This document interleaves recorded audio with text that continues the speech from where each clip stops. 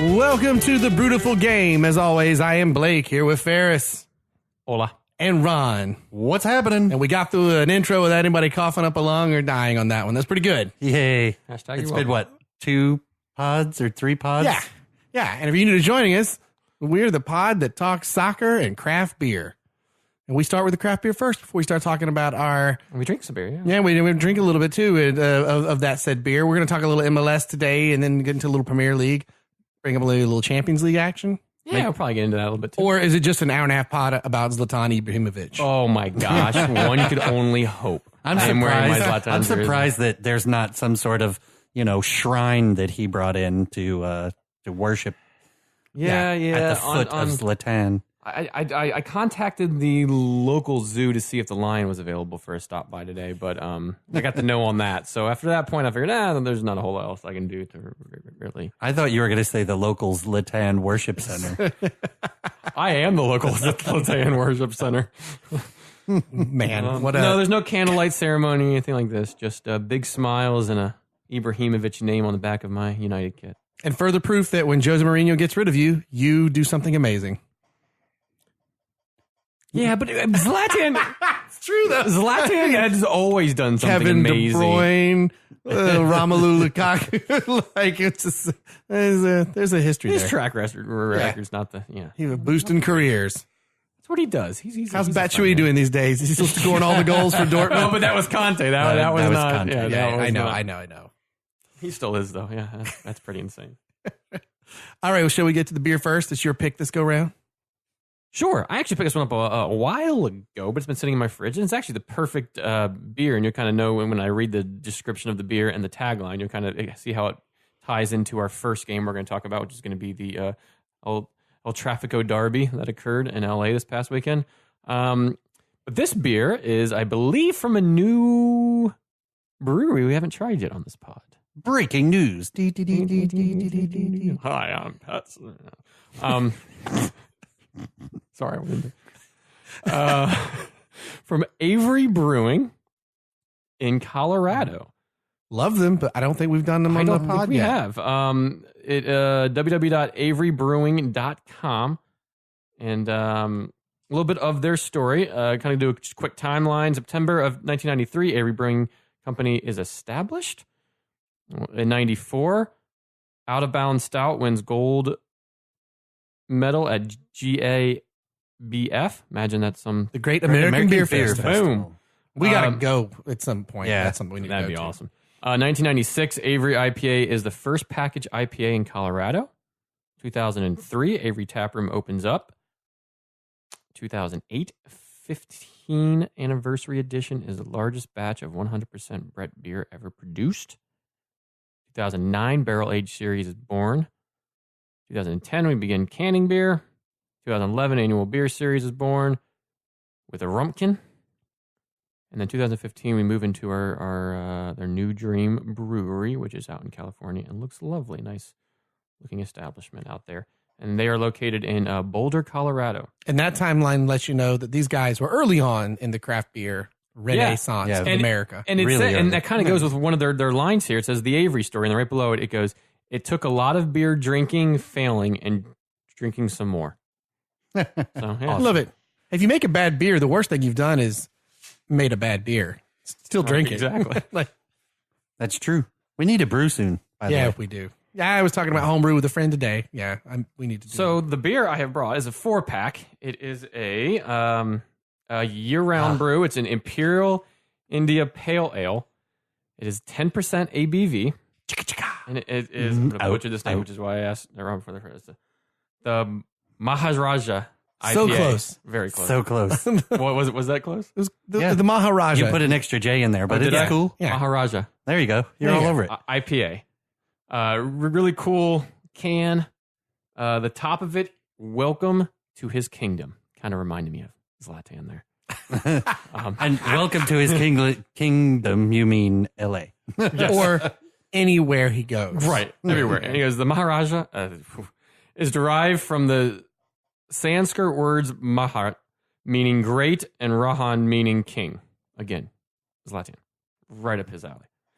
Much like its namesake, this Imperial IPA is regal, intense, and mighty. With hops and malts as his servants, he rules both with a heavy hand. The Maharaja flaunts his authority over a deranged amount of hops, tangy, vibrant, along with an intense amount of malted barley, fashioning a dark amber hue and exquisite malt essence. Welcome to his kingdom. Awesome.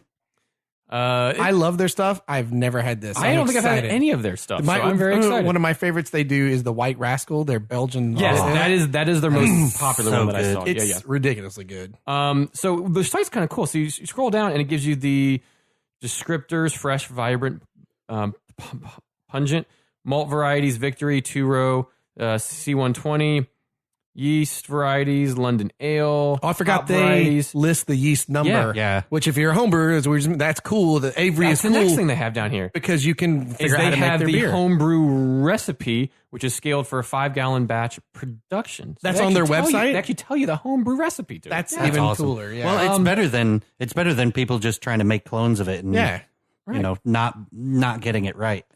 So it's really friendly they do. Yeah, it's very awesome. And so if this beer isn't more perfect for Zlatan, the suggested pairings, legs and thighs. Amazing. Cooked for the richness of the fat and complement the mild spiciness of our wings. So imagine that's one of their wings. So this is right up like Zlatan's alley here. Knew your Imperial beer. I knew your beer was going to be about Zlatan, and I was trying to figure out if it was going to be Swedish. It was going to be something that had like a karate guy on it, right, doing a spinning kick or something, like hook kick ale. I didn't know what it was going to be, but perfect. This is perfect. Yes. So, Jen, shall we? Let's do it. Thank you. I love the old painting on here. It's cool. Yes. 1993. Yeah, they are early on in this. Established in 1993. They are. And it's only a 4-pack, so we can split the last one here. But again, it is 10%. Rocky Mountain Water. That's how you know it's good. Yeah. All right. You ready here? Some other interesting stuff in the beer news. You guys remember that Green Flash was going... removed from Florida. Yeah, right? Well, they were removed from a lot of states. Their lender officially foreclosed on them. So I don't think there's going to be much of Green Flash left here coming up. Which is a shame because they make a fantastic West Coast IPA. It's just incomparable, and it's really sad that such a good brewing company is close to gone. Welcome. All right, to his kingdom. So 10% alcohol ABV. Oh my God, 10%. Hold on, before we do this, could you pass me up the picture? Sorry, we just for those of you who are new to the show, because Ron does the picture, so we want to properly hanging up or not hanging up, but in the studio here is a picture of animal eating. we have a Muppet animal, and it's on a picture. This is all so dangerous. It was a really dangerous request you had. It's a picture of Zlatan doing his crazy, like, jump kick at Man United. A goal celebration. Jump kick to Phil Jones. How much more awesome does that get? And then one Mata just looking like, oh my. You know how much more awesome it gets? The goal from this week. But yeah, we'll get into that here. You got to set up your pictures so the beers had a picture with Zlatan. FYI, my camera is broken, so there's no Zlatan pictures. There it goes. Hey, Wrong opened the door for it. All right. I opened the door for swearing? I don't know. Besides, so I just watched this great movie this past week, and it's a movie Blake and I have seen together before, but the line, we're werewolves, not swearwolves. What We Do in the Shadows. Such a good movie. We're werewolves, not swearwolves. Watch your mouth. Language. That's my bad New Zealand accent. Man, this beer smells amazing. All right, let's give it a whirl. Super citrusy. That's Centennial Chinook Columbus hop. Ron, this smells a lot like the Falconer IPA we did at 10%. Different hop, but that that meatiness. I don't know how to describe it. It's like a very meaty smelling IPA. That very there's a lot of depth in the hops. Yeah. They have both dry hops. They have dry hops in it as well. Cheers, y'all. Lunch?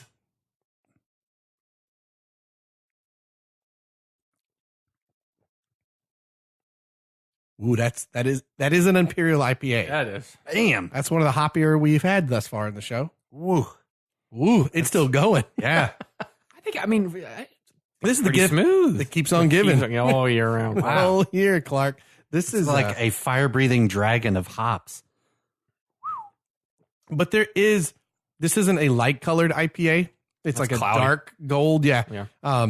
It's got a good amount of malts in this. So that That you don't is just every bit of 10%, though, ain't it? Oh, boy. Yeah, oh, you taste it. I mean, this is a beer for laying down and avoiding. Sorry, that's from a Monty Python sketch about Australian wines. That's for other podcasts. Comedy in the 70s.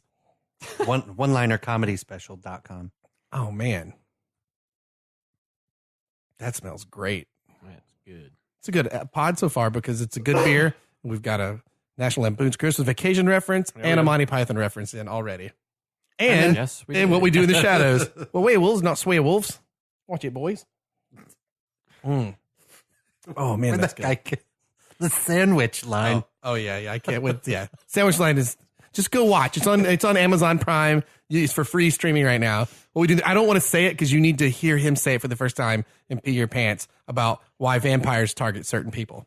This pod is really derailed from soccer, but No trust clue me, what's happening. if you've never seen What We Do in the Shadows, it's by the guy who stars in it and wrote and directed it. Also wrote and directed the recent Thor film, which was hysterical. It's just trust me, it's good. It's good. It's good. It's good. It's good. All right. Time to get on to the soccer, specifically the Major League Soccer. It's big derby. MLSsoccer.com. Isn't That's that what right. it is, Ron? Yes. Do not go to MLS.com unless you want to buy a house. Yes. So El Trafico, as it was dubbed, El Traffic. out in L.A. Yeah. I like the name of it, though. LAFC, LA Galaxy, struggling a bit thus far in their season compared to LAFC, who is like the new Atlanta Yeah. for this year, just scoring multiple goals. And that's what they did in the first half. Absolutely. Up 3-0 in the first half. With the lovely, I mean, what we're going to talk about here in a second is kind of going to cast a shadow, or it is the shadow of what Zlatan did in this game. But Carlos Vela with two beautiful goals early on, just classy, awesome goals. And if you're in LA and you hadn't picked a team yet, or if you had picked a team, what a match to solidify the rivalry right off the bat. Oh, yeah. This is no snoozy little 1-1 or like a 1-0 or something. Like, holy cow. Like, first off, 3 quick goals from LA Galaxy. Well, one is an own goal. Yeah. For the first half. And LAFC, sorry, for LAFC, I should say, that's really hard. LAFC, LA Galaxy. LAFC then up 3-0 going into the half. Yep. And it kind of looked like, okay, this isn't going to be that good of a game. But the big deal is Zlatan is in town and sitting on the bench. So he flew in Friday Because he trained one day, or no, he flew in Thursday night, and the reality was, trained one day, and then is on the bench. This guy hasn't played a full game in a couple of months here. and the reality was, it felt like he's on the bench for the fans. Yeah. He probably may not go in the game depending on how the game goes. Do you know what I mean? Right. Like, however, Well, Sebastian Lletget and Chris Pontius each had 2 goals fairly early in and how long has it been since Zlatan had played? a few months because he was out on a knee injury. I think he Yeah. played in a cup game back in like November, December-ish. So he came into the game in the 71st minute. So it was 3-2 at the time. He came in the game in the 71st minute. Yeah, LA Galaxy had scored 1 to bring the Two, one and then a second Right. to bring the game back up to Close. being interesting. Right. So 71st minute. 6 minutes later, Zlatan introduces himself to LA and the proverbial soccer world in only a way in which Zlatan can. A 40-yard bomb out of nothing to just beat the keep off his line, and just a beautifully struck ball in a derby game in his first ever game for LA, getting off the plane less than 36 hours earlier. One touch. Yep. Boom. And side volleys it. And if you see the footage from behind the goal, yes, the keeper has come up off of his line. But Zlatan saw that. He even said in his press conference he saw that. To bend that, right. Oh, man. Forget bend it like Beckham, zip it like Zlatan. It was like, oh, gosh, man. Hashtag zip it like Zlatan. And that's the last, well, and that's, you said David Beckham's name there. That's the last, like, well. No, Stevie Stevie D did shit. He did shit in LA. Wonderful for Liverpool, but his time in LA, the fans forgot about at this point. Believe me, they did. Yeah, he wasn't. The three probably biggest stars to come in the last several years that we're familiar with. David Beckham. Go ahead. I just can't hear his name without thinking of Deadpool. Beckham. I'm just going to leave it at that. If you haven't seen the film Deadpool, go for it. I love it. Thierry Henry. Zlatan Ibrahimovic. And he introduced himself in such a way that, was it Rob Stone's commentary when it happened? All he could say was, come on. That's it. That's all he could say, because it's like, seriously? This guy gets off of a plane 36 hours earlier and hits this strike that people wish they could hit.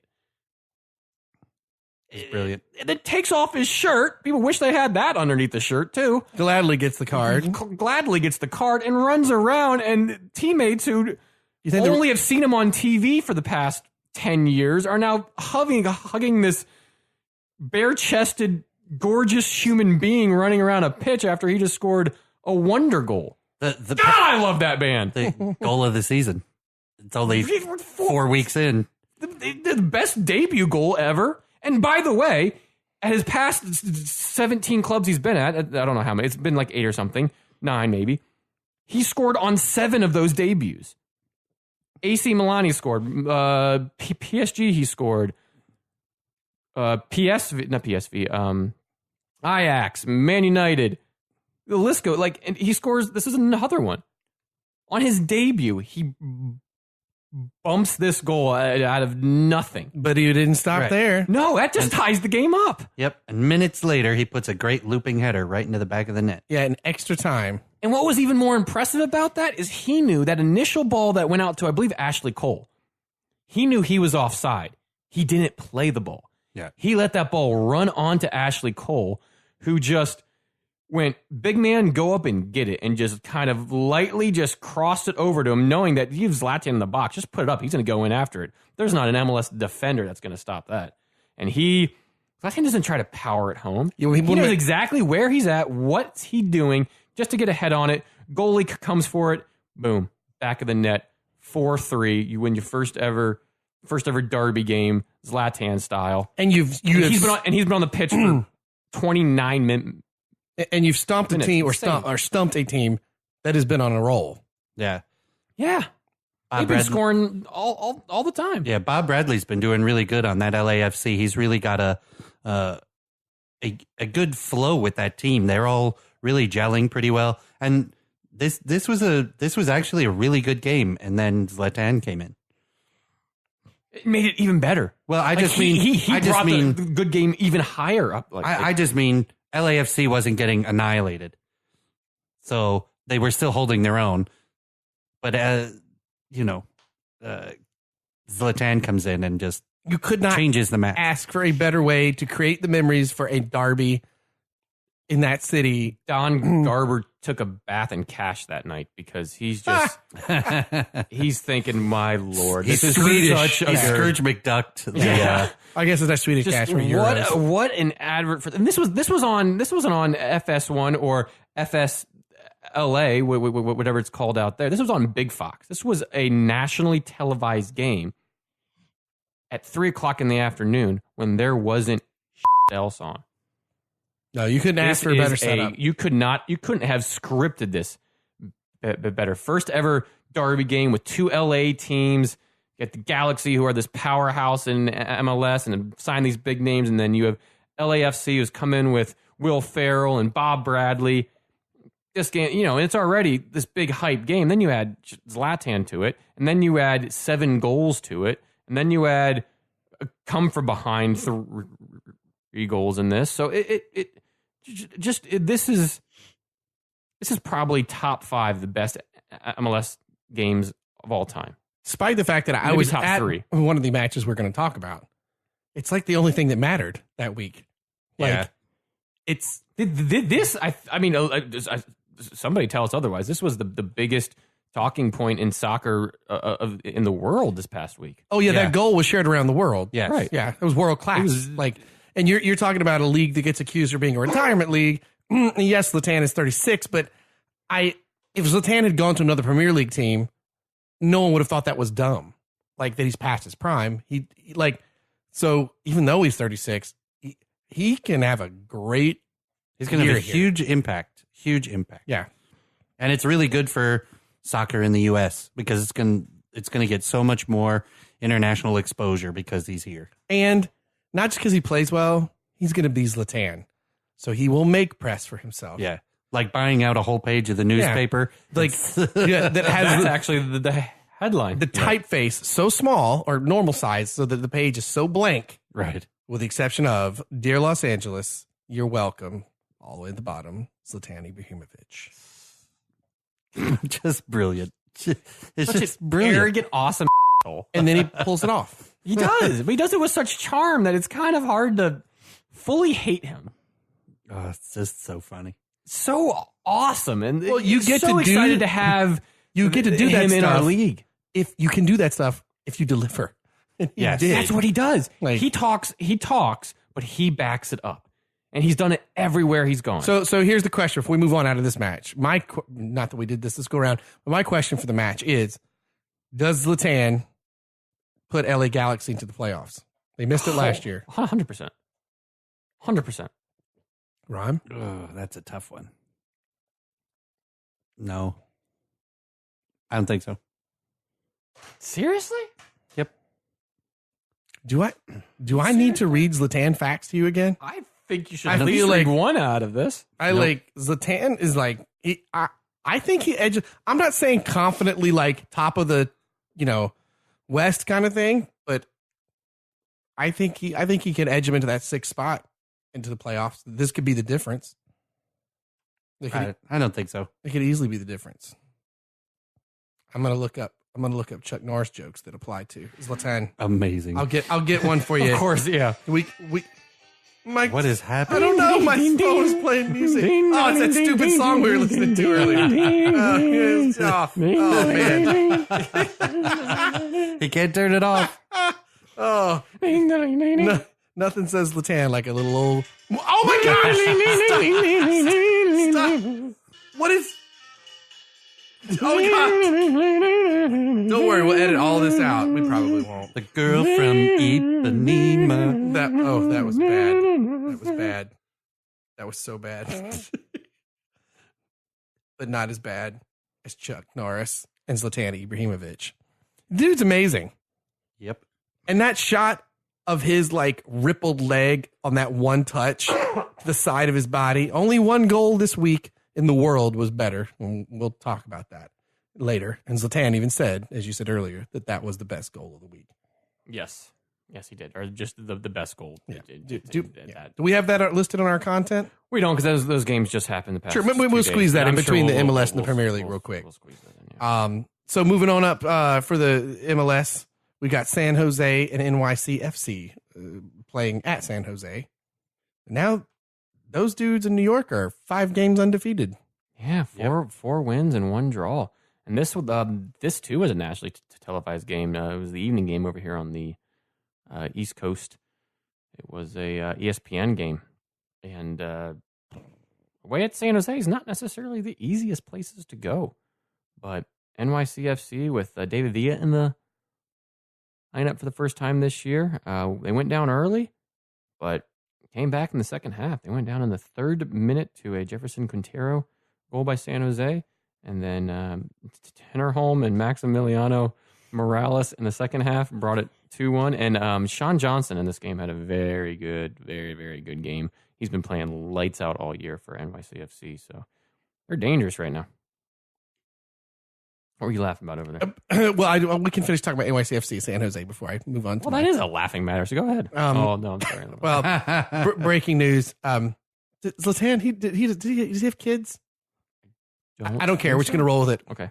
When Zlatan Ibrahimovic's daughter lost her virginity, he found it and got it back. Every Chuck Norris joke works with Zlatan. What they do, though. What they do, though. Zlatan Ibrahimovic's Gmail account, Gmail at ZlatanIbrahimovic.com. That's so funny.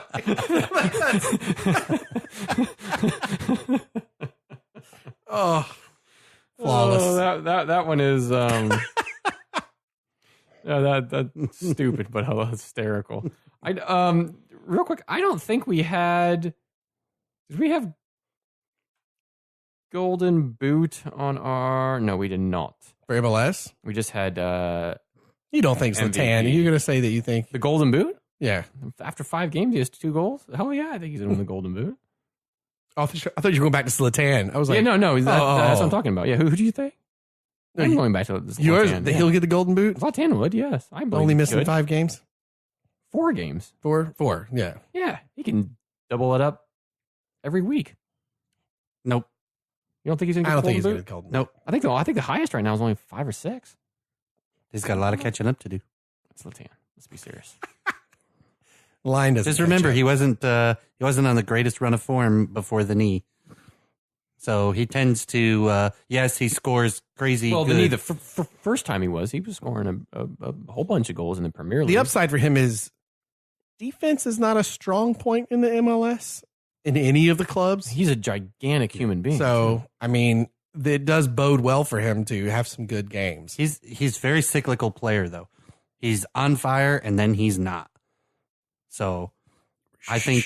Ron, careful. He may show up. He's going to burst through the wall like the Kool-Aid man. Give you a kick to your head that passes you out and then just downs your beer and walks out. No, the beer will be downed before I fall over. That's true. He kicks and drinks at the same time, and you're... yeah. I don't think he's going to be the Golden Boot. I think he will be. I love those Zlatan usurped the conversation again. That's going to happen a lot, I feel like, this season. Mm-hmm. Oh, yeah. It's in all honesty, though, it is exciting to have that type of player in the league. And like I said, the 2 others that I named earlier that actually did something in the MLS, because Stevie G didn't do anything. Yeah, Drogba didn't do anything. Drogba didn't do a whole lot. He did more than Stevie G, in my opinion. But yeah, to have these aren't like Premier League. Zlatan is worldwide. Yeah, he's played everywhere. Beckham's bigger just because Beckham's like universe, like your mom, your grandma. It's like a Michael Jordan, such everybody knows who that is. Exactly. Yeah. Thierry Henry is up there with Zlatan. He's worldwide known in the soccer sport and sometimes outside of it. It's great to have still can after he cheated Ireland out of the World Cup. Thierry Henry? Yeah, I agree. Hey, you ain't cheating, you ain't trying. That's what Ferris says. Very good, valid point. But just not to get the Irish. Come on, that's dirty. Only when Manchester United's playing. Those offsides, scorpion kicks. Hey, man. That leads us to the Seattle Sounders versus the Montreal Impact. Or, as I retitled the Seattle Sounders, womp womp. Yeah, they Yeah, they lose 1-0 to the Impact. With 10 men. At home. Yep. Red card in the 40th minute. Another one. Then they have Dempsey sent off a few weeks back, too, and he's suspended for a couple games. I think that's accurate. I mean, yeah, Seattle's struggling out the gate. Not good. Yeah, so, I mean, when do we think Seattle's going to actually win a game? I mean, the MLS is... MLS is a tough season. No one finishes perfect. Yeah. And, a lot of parity. But I don't know. I mean, their next run of games is Kansas City this week. That's a loss, in my opinion. Minnesota the following week. Maybe get something out of it. LAFC the week after that, no. Columbus week after that, no. Toronto week after that, no. Portland week after that. Those are all. Maybe, but probably maybe not. because, it's a derby and sometimes those can go either way. But, But that's a series of very tough games. Before the first 10 games, they could only have a win or two. Yeah, it's going to be really tough for them. Good 3 points for Montreal Impact, though. They're going to have to. Yeah. They're going to have to draw or win a game they were supposed to lose and build off that momentum and keep that momentum if they're going to try and climb out. And that's the hard part. I mean, they're dealing with a lot of injuries right now. I think you said it on the preview. Jordan Orris is out for the year with that ACL, and yeah, that sucks. Dempsey being suspended. I mean, it's going to be a long year for them. They got to get somebody in quick. I mean, they could have used a Zlatan. They don't have that kind of cash that LA has, but right now they're sitting dead in the West. Zlatan in the West. He's not even a designated player, or I don't know what he is. No, he isn't. Like he's not. Like it's crazy. Yeah. Well, and the max that they could pay him is only $3 million a year. He turned down a $100 million a year type deal over in China. Yep. He won. Yeah. I mean, he you know. It ain't about the money. No, and then that's what he said. He's like, not enough people are going to see me play in China. They want to. Yeah. Yeah. I mean, hey, listen, there's plenty of people that have and will continue to take that cash over there. He wants to make a name. He wants to win the cup. He wants to add to it. I mean, that's if he walked into this season and they won the cup, that'd be the most amazing thing. Like, I mean, that would be just like, what are you talking about? Yeah. Love it. Amazing. And then the final match we're really going to highlight was the one we were at. Orlando City SC against the New York Red Bulls.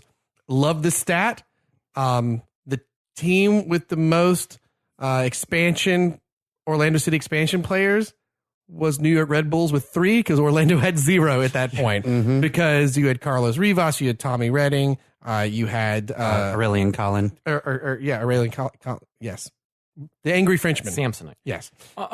Who played a very interesting Very Angry match. Frenchman Yes. match. Yeah. Yes, he and Dom Dwyer were battling until the 80th minute or so. Well, I think Dom came out like 65th, 63rd. Was it that early? They pulled him out. I thought it was a little Yeah, later they didn't than let him that. play past the 60th because it's just been a while since he played. Well, Aurelian he still was kept off up. the pitch right after. Yeah. Oh, yeah. Well, and they took him off because he already had a card. It felt like they played 90 minutes because the two of them Were battling.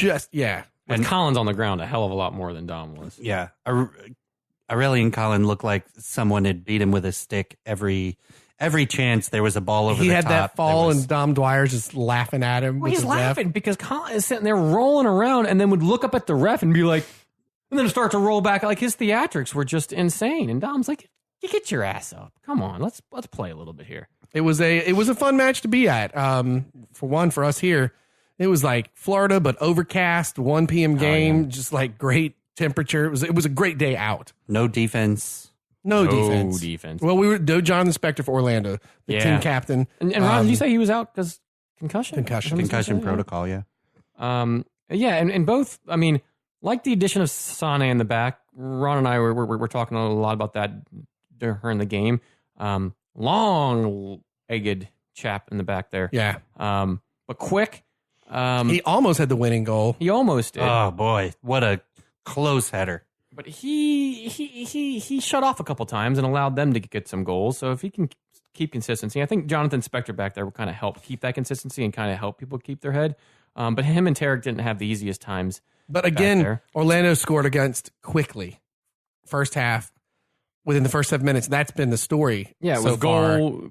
Well, no, but I mean, Orlando consistently so far giving up early goals in their matches. Yeah. Like that. Like our defense isn't quite up. And the first half, we played Christ's favorite Diamond with Justin Miriam and Dom Dwyer up front. And then it changed after the second half, and they went with one person up top. Yeah, we did like the kind of one played a variation of that. Yeah. And we took out Lindley in the second half, Like the which was 1, kind of getting 2 killed there in the midfield. Yeah, And moved Lindley was not having a... right, and moved Johnson, Sasha, and the Red right Bulls in front and protect that back four there prior to making that change, the Red Bulls were just cutting it down the middle easy. every time. Yeah, they were putting that really nice ball around, and they would just carve us open. And I can't remember who he was, but they're Red Bulls number 7. That guy's got But wheels. the first goal scorer, Florin Vellet. Yeah, that guy's got wheels, and he just kept opening us up the entire match. Well, and that's kind of the downside if you don't have the players in that can play that diamond. the middle leaves yourself pretty wide open because of the way that it's essentially shaped. If you have somebody sitting back there right in front of the back four, like a Sasha or a Will Johnson, which he did in the second half, but a Cam Lindley just out of college, that's tough for him to hold down on his own. And he was getting overrun a lot. Injuries, waiting for players to get healthy. Right. I mean, Dom Dwyer's first game back because of injuries. Right. So, like, we still have yet to actually see what these regular starting lineup for Orlando same City for NY as well, because they had a Champions League game in the week. So Bradley Wright Phillips didn't play. Tyler Adams didn't play. So Bradley Wright Phillips came in. He came in the second half, but he didn't start and play the full game, which he normally would, because of the trying to keep didn't him. have a lot of impact, which is no. I thought that was going to be the part where they get in trouble, right? But we'd been saying it leading up to this match that boy, we are missing our striker. We're missing Dom Dwyer, and he had a great game. Well, and he's the class you need in front of net that will bury those chances. Well, but one of them showed that in a couple of ways. One was great though. One was in front of the net. That went off to the side though, at a hard angle, scoring that goal in. Yeah. Well, but that's what I mean. He had the class. That was the second goal, right? In the second half. Yeah, the first one was the one that was, if they had done VAR, could have been questionable for impedance. So. But like again, as one reporter pointed out, remember that is for incontrovertible evidence that something like that didn't exist in that situation. Yeah, all the goals from Orlando City were very, I don't want to say odd, but they're not normal for Orlando City, at least before this year. Right.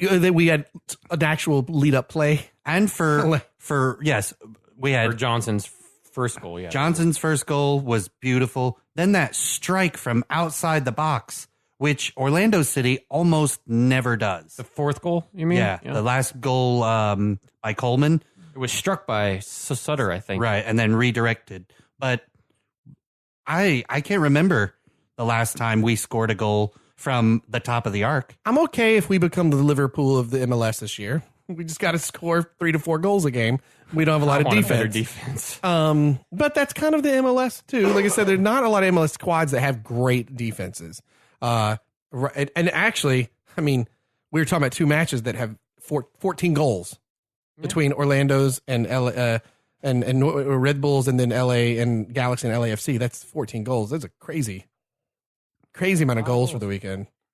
But a fun match to be at. Orlando had yet to win at home, so yet to win a game all year. Yeah, Orlando yet to win a game, and they needed it for the home crowd. Place was going crazy. They're like 8th in the East, I think, right now. Yeah, after 5 games. It's still early. We have 4 points. Yep, we have a Western Conference game this week, or against a Western Conference opponent in Portland at home. 4:00 game on ESPN. Boom.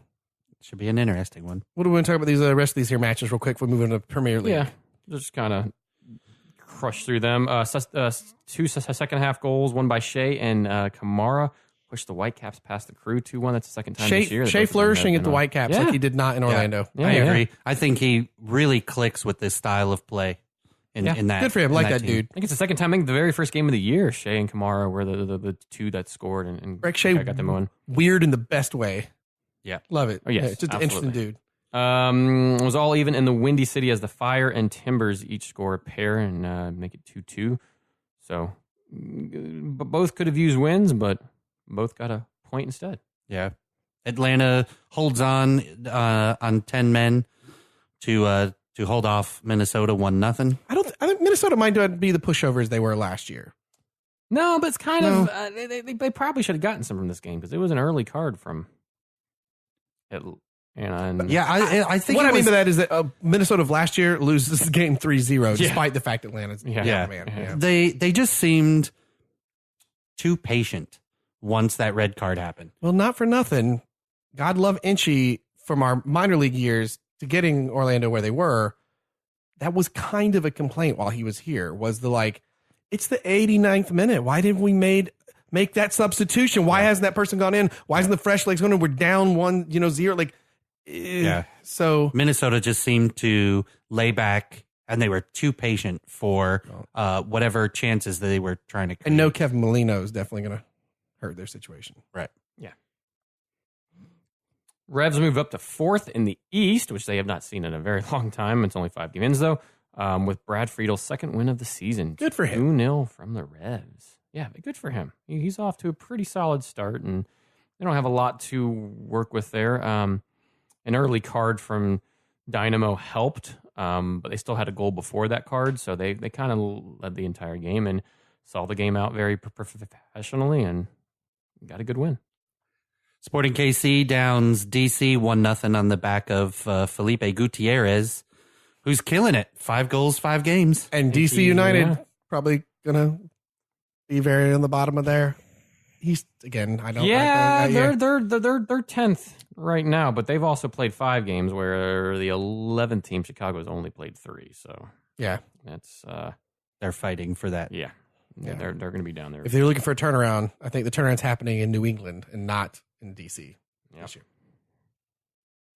Dominic Baji nets second half hat trick for the Rapids to beat the goalless pretty awesome. Union. Yeah, 53rd, 61st, and 87th minute goals. That's kind of cool. That's awesome. In front of the home crowd too out there in Philly. Colorado. Pick it up. Yeah, I think Philly are going to be okay. They still got some work to do, but I think they need some confidence. Everything is just a step behind. Right now, it seems to be that way. They have a lot of miscommunication on like springing a player with a ball through, a frisky ball through, or frisky balls, or the ball over the top. They're just not firing together right now. So they need to pick that up if they're going to have any shot. Yes, it's a long season, but man, those games pile up quick. That they do. And the MLS is steaming along this weekend. Now, before we move on to Premier League for Matchweek 32, doing it because we had some Champions League quarterfinals. Oh, wait. Before that, have you guys read about the CONCACAF underwear controversy in Toronto? No. Yeah. So what? Yeah. So playing. So in CONCACAF, the Champions League for essentially, which happened this week, right? Yeah, North America, South America here. Club America and Toronto were playing, and the refs who are trying to assert their dominance over the game. The Club America players were not wearing the correct color underwear, so they made them go and change it before the game. And apparently it's the second time this has happened to Club America. And there's all sorts of rules about, there's all sorts of rules about what color your Under Armour has to be, depending on what color your uniforms are. And turns out that the referees were wrong in this one, so the coach was so pissed. You made us change our underwear. We didn't have to. In Spanish. I don't know if it is in Spanish. They did that. They delayed the game for it. So the rules state... CONCACAF still with the best refs in the world. The rules state that if you have basically one color short with maybe a stripe from the waist down to your thigh on the sides, then your underwear or your armor is supposed to be the main color of the shorts. Well, they had the tiniest little piping on the bottom that was a different color. And so when the referees checked the team's underwear, because I guess that's a thing. As you do. They made them go change it. And there's a whole, go to MLSsoccer.com and look up the underwear controversy in Toronto. It's one of those things that you're like, come on, man. Can we talk about the real Champions League? I just thought it was interesting. It is. Toronto did win that game, though, 3-1 on the back of Giovinco and outdoor goals. But yeah, outdoor have been they were wearing the right underwear. They were wearing the correct underwear. That's so ridiculous. And those refs are like idiots now. And really, you have to delay the match for that? And then be wrong. I mean, it's one thing if you're like, we're right, even if it sounds stupid, but all right, your research, Ron, is to figure out why that exists before the next pod. Yeah, I'll go after that. Before we get to Premier League, do you want to with some quarterfinals for Champions League over in Europe? And it was a big deal because I had been saying on this show for a while that if I thought there was an English team that was actually going to vie for the, winning the Champions League. It was Manchester City. And they get stomped 3-0 by Liverpool today. Goal in the 12th, 21st, and 31st minute by Liverpool. First one, Mohamed Salah, then the Oxlade-Chamberlain, then Sadio Mane. And then the real miracle is defensively, they kept a clean sheet. Yep. Against Man City. Unbelievable. And were they wearing the right underwear? They were. It's incredible confidence for Liverpool to take that match, especially that the goals came from 3 of their best players. Well, and maybe this Liverpool club, they know they can't win the Premier League, but this club might be set up well to do in the Champions League. Yeah, I was really surprised that their defense was so good because Emery Chan is out, and there's someone else. Matchup South too. Now they got to play one more match, right? This was at That's the first Anfield. leg. This is the first leg. So those, what a day in party in Liverpool that was. Yeah, that's what they have to be careful because they go away to City in the next leg. And the way City have been playing all year, you don't kind of count them out right now because they've only played 31 games and they have a plus 67 goal difference in the league. They need to get one though. If Liverpool could just get one, then City's gonna have to score 2 for every one of their ones. So interesting result away. Not a full complement of players on the City side, but they're so deep that you really don't have an excuse as to why or anything like that. I think the biggest thing is that they didn't score. Yeah. I think that's the biggest part of this whole thing. It's the shocking, wait, what? Who? Man City? You sure it wasn't Manchester United? Yeah. But, I mean, you have to shut up. He's waiting for that. I mean, they dominated possession, which you're going to get in a Pep game. But the stats, I mean, Liverpool had 9 shots on goal, 5 on goal, 9 on target. 9 shots, 5 on target, and Manchester City had 11 shots, but 0 on target. So interesting. And the other quarterfinal match we know was Barcelona and Roma, and Barcelona won 4-1. Yep.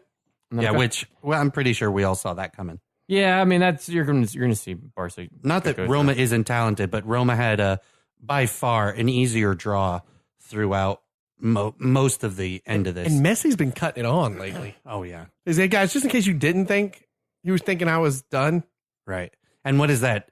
Messi's 600 millionth goal? Yeah, actually, I don't know. He didn't get one in this one. He didn't score today. He scored on the weekend. He came on and scored a dramatic... although he wasn't a man of the match for this one. Well, I'm sure. I didn't watch the game, but I'm sure he pulled the strings on all the goals. Well, and then the other man who has that argument in the Champions League played the day before, and Juventus and Real Madrid took on each other. Let's talk about Real Madrid that won goal. 3-0, and you are right. Cristiano Ronaldo scored in the 3rd minute. Awesome. His 64th minute goal. Did you see this, You are Ron? listening to this right now. Stop what you're doing. I'm doing I'm about to ruin the image and the style that you're used to. My name... Okay, wait.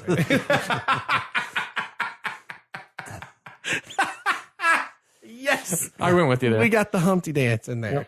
But in all seriousness, stop what you're doing. YouTube it, turn on your TV, computer, laptop, iPhone, iDevice, tablet, whatever, and Google, YouTube, hashtag, whatever this goal, and look at the goal that he scores in this game. It is world class, and where he does it, how he does it, in the It's game something in from which a he does movie. it. Yes. He scores a perfect bicycle kick from almost the top of the 18-yard box that is sublime and has one of the best goalies in the world, Gigi Buffon, who just had an amazing save just moments before. Just stuck to the ground, just watching the ball at the brilliance of this goal. This is not against Basel in the group stage. Ron just saw it. This is against... I watched the save of Gigi Buffon. This is against Juventus in a quarterfinal game in the biggest club tournament in the world, and he pulls this goal out. Unbelievable. Zlatan came out this week and said that goal is better than mine. Because Zlatan noted this is like, just go in the backyard right now. Try doing a bicycle. Well, be very careful first off. Let's say that. We do not endorse. We do not endorse doing the Jackass opening to the TV show. Exactly. But do that and wow. But if you watch the highlight, as Ron just saw, that save right before is beautiful. Yeah. And then what are you going to do? And it just looks like everybody, they just freeze in time as they realize there is no stopping that. Like if you watch it from a certain angle, like one of the defenders, I don't know if it was Barzagli or is just watching like, oh my God, did he just do that? And Gigi's just like, it's happening. This is happening. he pulled an Owen Wilson. Wow. Also, holy my Jesus, that is amazing. It's amazing. The goals. It's phenomenal. Wow. We have two of probably and the ball is coming from across. And he comes from across as well. He's coming from like the touchline all the way out. Oh, Gigi Buffon's. Oh man, just like what? He's like, oh, son of a. But it's also like a son of a bitch. Like, wow, that's impressive. That was nice. Yeah, very very nice. Wow, incredible. I mean, between his goal and Zlatan's this week, oh my God, it's some quality gold, man. Yeah, that was amazing. Wow. And then the other final Champions League game, Bayern won 2-1 against Sevilla, 2 away goals. You kind of foresee them going through, but that's why they play the game. So who knows what will happen in the second leg? Do we know what the prognosis is on Christian P? He's out for the year. Is he out for the year? ACL injury or MCL something. Yeah, sad. Yeah, it sucks. I saw that he went off and they suspected it, but I didn't see the report saying that it was in fact. I mean, the only silver lining of that is that we're not going to the World Cup, so we don't have to. But wish him a speedy recovery.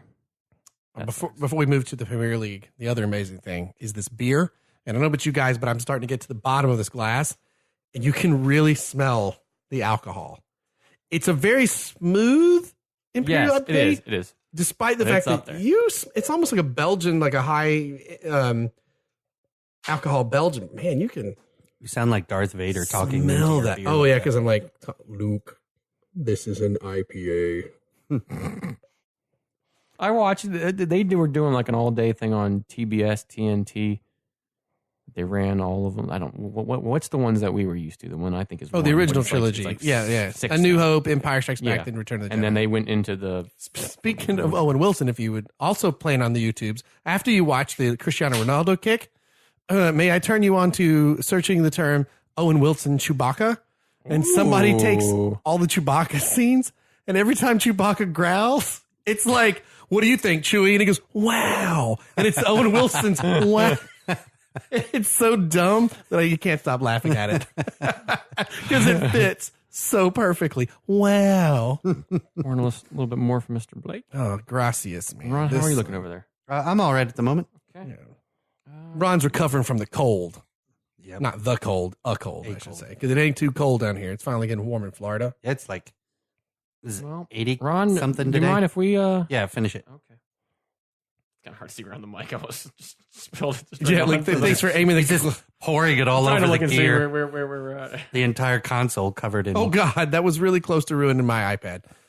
I'm done. Okay. Well, you're done pouring is what I mean. Oh, man, can you imagine That's how you get ants, Barry. That's how you get ants, Barry. The last episode. All the equipment melted after that. That brings us to some Premier League action. Match week 32. Bam, bam. We can probably move through some of these quickly. But speaking of Liverpool, Mane and Salah. Oh, Mane. I knew that's what that was. God, that is good. They're away at Crystal Palace. But all my Liverpool friends were very nervous about this. They have not played very well at Palace in recent years. Palace has been kind of a Palace giant. has been the top 6 win. Yeah, and they almost did that in this game too. It had not been from second half goals from those fellas. Liverpool's got some good goal scorers, y'all. Just in case you forgot, if they had a defense, this would be between Man City and Liverpool for the season. I mean, like that's true. They're great. So, do you think Virgil van Dijk is just not performing? No, I think he's played okay thus far. He just can't be the whole. Only, it's very, very, very tough to be that whole thing, and he's not necessarily. It's a good center back, but you need to pair him with somebody that will also match up well. And I don't know if they have that other. They're missing pairing. a leader back there. Which He's not. No, but I want him to be. I don't know. I seem to recall that everyone's saying Virgil van Dijk, he's going to really pull our defense together and try and captain that defense. But no, he's really not. He most of the time, in my opinion, he kind of looks like the Eeyore of the Liverpool defense. He's not the quickest. Yeah, but again, you have to pair him with somebody that's going to be good back there. He played well at Southampton because he was paired back with Yoshida. Yeah. And Yoshida, good on his feet, quick, almost played more of a, I think he started off playing like a right back and kind of moved inside. So he was able to cover a little bit more. Van Dijk almost needs something like that. And then he can kind of become what they want in the back. But right now they don't have it. And do you go out in the summer and try to get that? And if so, who? Maybe Toby Alderweireld to go after? That would be. I think that would be a pretty good pairing. Toby Alderweireld is a little bit quicker up there in age a little bit now, but still good on his feet. Liverpool's in a position where someone a little bit up in age is kind of okay because they've got so many good pieces that a piece or two should get them over the hump to compete for the Premiership title. You know who I think they should get? David Luiz.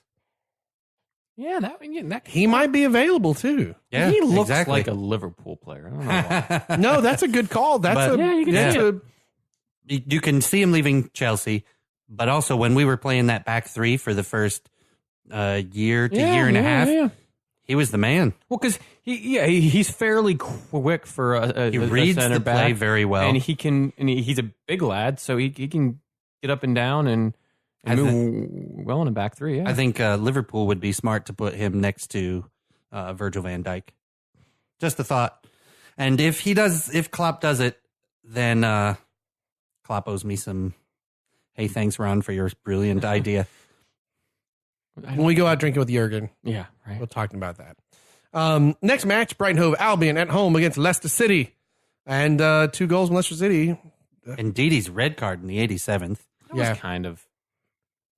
I don't know if that was a second yellow for red, or was he? Yeah, you know why I didn't mind it? Because he was making dumb challenges almost the entire match. Yeah, but pick another dumb challenge, send him off on that one. There really wasn't. There wasn't a lot. But you know, though, it was just accumulating. Matter of time. If it hadn't been that one, it's going to be the next. I agree. And is the next one going to be the one that injures somebody? And I think the real important thing for this is the English club, the Club of England national team.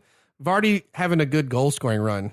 As of late, he got one real late, but hey, and we'll talk about a couple other English players moving forward to that. And if you remember, real early in their season, the Foxes looked like they were going to go down. Shakespeare kept them down there, but they're at the 43 points, so they're above that 40 point mark, so they're good. A +4 on the year, so I think they're sitting comfortably in 8th. Yeah. They got a club they can still try to build around, depending on how things go. Next match, Manchester United at home against Swansea City. Guess what happens against Swansea City? Romelu Lukaku scores because Swansea's awful. Right. Of course he does. It's one of the only that was places a swerve. he can score. Ferris thought I was going to say, what happens? Of course Manchester United wins. No. Gosh. No. Because his headline is 100th in the league for Lukaku. And I'd have been like, hey, another goal against a crap club by Lukaku. That'd have been my... Oh, shut up. Man's played well as of late, and he has against every team in the bottom 5. He played well against Liverpool a few weeks back. He played don't give me that. He has had about a 2 or a 3 game run of a goal and an assist. Yeah, he's been playing very well, and Sanchez gets a good goal in this. His kind of first. Yeah, that was a good goal. With a 40-yard slide afterwards. Do you see how long? I thought he was going to slide through the wall into the fans. Someone needs to do like a CGI that he just keeps going around the world. He was ecstatic because his time in United hasn't been the best as of Those late. Those dogs of his got the best treats that night. Yes, they did. Yep. Yes, they did. Yeah, he has not had the showing he would want in a Manchester United uniform as of late. It makes me excited for next year because I think each of them had a goal and an assist with each other in this game. That's potentially that's the next few years for us. And if we can pair around them, He keeps forgetting that's Jose Mourinho's third year. Yeah. That never goes well. And then, that's the end of that. yeah, but usually he wins the title in his second year. So his kind of trend here has been so in other words, broken. So the third year, I think we could see him pass the third year. I think we will. I signed extensions don't mean anything. That means absolutely nothing. Yeah. But in this day and age of football, Yeah. that means nothing. in any sport. This was a routine win in which we won't let Ferris enjoy this victory at all. They win. Like Manchester wins 2-0, and we are treating it like they lost. Like we're just being total jerks. You are. Hey, I defended Romelu Lukaku. You're welcome. So I supported you saying he's been doing well of late Yeah. with the facts that he's been doing well, scoring goals and assists in the past 2 to 3 games. You're welcome. because he played for your club at one point. So No, that's not true at all. he did. He did score a couple goals for him. Yeah, I'm saying that's not why I'm saying that. Okay. Good riddance to bad rubbish. Hashtag They're poor still in Ferris. second, and by all, I mean they're still. Listen, if City wasn't having the year that they'd have, they're having a very good year. They got bumped out of the Champions League. Yes, they shouldn't have, but I mean it's. I'm a glass half full kind of guy. I'm not a glass half empty kind of guy. All right. Well, you're right. They're having a great season. And really, I think their only honest competition right now is Liverpool. So, Which we beat a little while ago. So. Yeah. Depending on how Tottenham keeps rolling. Well, and that's the thing. Yeah. We have Tottenham in our FA Cup semifinal game coming up. guys, so. you're forgetting that Tottenham's season is coming to a close. So this is the time where they just completely give up, even though they have been doing amazing. Will they do that? We'll get to their game here. And that's a good Yeah, question. yeah. Will they turn that corner and not do that for a change? Remember the seatbelt uniform? Yeah, this is for when your season crashes. That's still my favorite. That was a good one. Yeah. That's a good one. Next match, really big win for Newcastle. At home against Huddersfield. This puts Newcastle at 35 points in 12th place. Not at that 40 safe zone yet, but Newcastle needed they need to put a cushion between them and the bottom teams. They have seven games to get 5 points. Is that right? Am I math correct on that? Yeah. We were saying, hey, all these could do it. teams that got newly promoted might actually all stay. It does start to put Huddersfield in a bit of danger here. Yeah, but whatever Newcastle does, Newcastle, you better start scoring some goals. You're at a -9 difference. Granted, that's not the worst, and there are teams that are higher in the standings than you with a worse goal differential, but man, you are not scoring enough goals. Yeah, and they're actually the least of the clubs in the negative goal difference, and they've won a lot of these games or have lost a lot of these games by like 1-0s, 2-1s, very close games, and this was a big win for them. But if they miss so many goals by just a little bit. You miss all the shots you don't take. And all the ones you actually miss. But like they're nice and raspy. You like that? turning into This is my Harrison Ford. Oh, I was gonna say you're turning into Batman over there. No, that's I'm a bat, and we're the Magpies. I hate the Batman voice in the new movies. But they keep just dragging shots wide or just miscommunicating. So you guys would be nowhere near where you are now if you could score a few more goals and be a little more they'd be accurate. comfy in the middle. Yep, they'd be comfy in the middle. Yeah. Absolutely. Speaking of comfy in the middle, next match, Watford at home against Bournemouth. Yep. Dead in the middle for both. In 2-2, kind of a fun match, though. Tied on 37 points in the table. Yep, they One both 1/10, which is Bournemouth, and 1/11, which is Watford. Yep, both with 37 points. Bournemouth had these fun games where it looked like they were going to lose throughout the year. Since they've been in the league, they've always had fun games. If they can end this year sitting there comfy in the mid-table, and they keep Eddie Howe in some right plays, I think you'll see these guys march. Watford, though, it should be noted, they were in a dire slide, and it does seem like they've put the brakes on that a bit. The first 2/3 of their season were just because it looked dangerous. They were the The first teens. third was good. Yeah.